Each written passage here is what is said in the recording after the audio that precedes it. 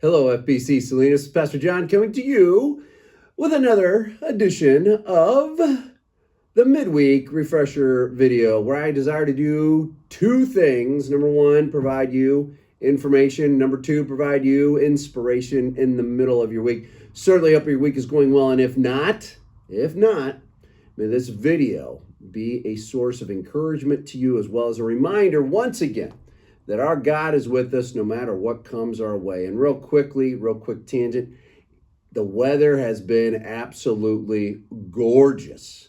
And I hope you've been able to get outside and enjoy some of it. And it has been fantastic. So anyway, hey, let's get to the information portion of the video, shall we? This upcoming Sunday, two big things going on. The first is that we need to have 7 children sponsored for this church launch we're doing down in Bolivia. I've been talking about this for the last number of weeks. We're partnering with 3 other churches to launch a church in Bolivia, and the children that we are sponsoring will be directly impacted by that church's ministry alongside the Ministry of Compassion International. If you have any questions about this, please let me know. I'll be more than happy to answer those questions.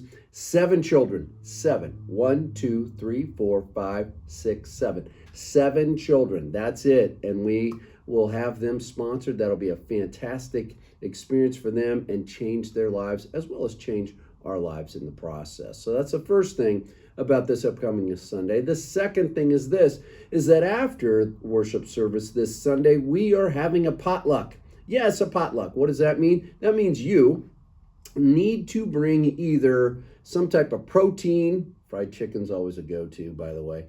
A side dish, macaroni salad, always a go-to, by the way. Dessert, any type of chocolate type thing is always good for dessert, isn't it? So anyway, hey, there you have it. So those are the options, right? So a main dish, a side dish, or a dessert. That would be great. Love to have you participate in that with us. Something to share with others. That'll be great. It's always a great time of eating together as well as interacting with one another and getting caught up in what's going on in people's lives. So that's the second thing that's happening this Sunday. Other thing is that, and this is a reminder, that starting in July, we will not have Kids Zone or the nursery available. So you young parents or parents of youngsters or grandparents of youngsters that you bring them with you on Sundays, please know that they will be in the worship service with us. We will have coloring pages and hopefully my messages, and will be, I guess, attentive enough or attention grabbing enough that they will be able to understand what's going on. I'm pretty confident that they will. And simply wanting to give you a heads up about that as we look forward to giving the children's ministry volunteers a well-deserved break in the action. All right, so those are the main announcements. Again, I want to remind you that every Thursday morning we're gathering for prayer here at 10:30. I know some of you have participated in that. We appreciate that an awful lot. So again, meet here 10:30 Thursday mornings in the fireside room as we look to the Lord to lead us and guide us and help us as we continue moving forward for Him in the kingdom. Right? So that's pretty much it for the announcements. And if you, again, I say this periodically, and I do mean it, if you need to get together and chat, need to get together and simply say, hey, I've got some things that are going on in my life that I'd love to hear from you about, Pastor John, please feel free to reach out to me. I'd be more than happy to get together with you and even, share cup of coffee with you or whatever the case may be. All right, I'm here for you. I love you, and I appreciate what you're doing and how you desire to follow after the Lord every single day. All right, so here is where we're going today from the inspirational portion. It's found in Acts chapter 11. Just simply going to read the first couple verses because it hits on something that really I find a little bit interesting. And it hit me as I was reading this today of how much I'm like these folks sometimes. All right, so here we go. Acts chapter 11, starting verse 1. The apostles and the believers throughout Judea heard that the Gentiles also had received the word of God. So real quickly, what's going on here? Peter in Acts chapter 10 went and shared with a guy by the name of Cornelius. Cornelius was a Gentile. Peter receives this vision from God saying, hey, don't call anything that I've created unclean. And then you need to go talk to this guy by the name of Cornelius. And so Cornelius is a Gentile, like I just said.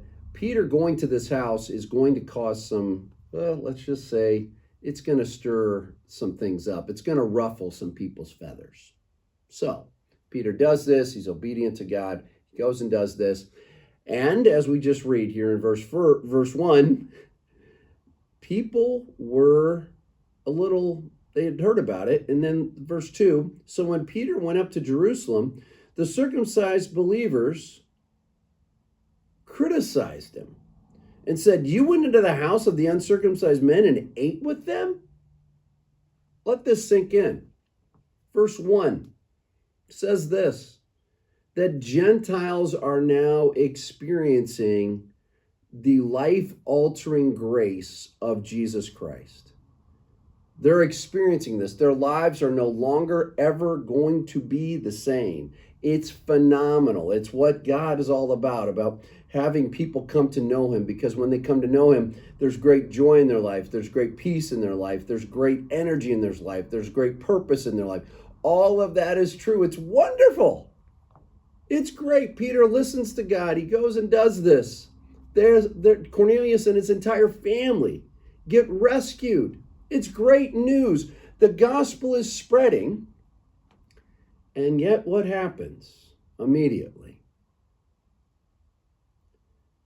Peter went up to Jerusalem. The circumcised believers criticized him. Isn't that something?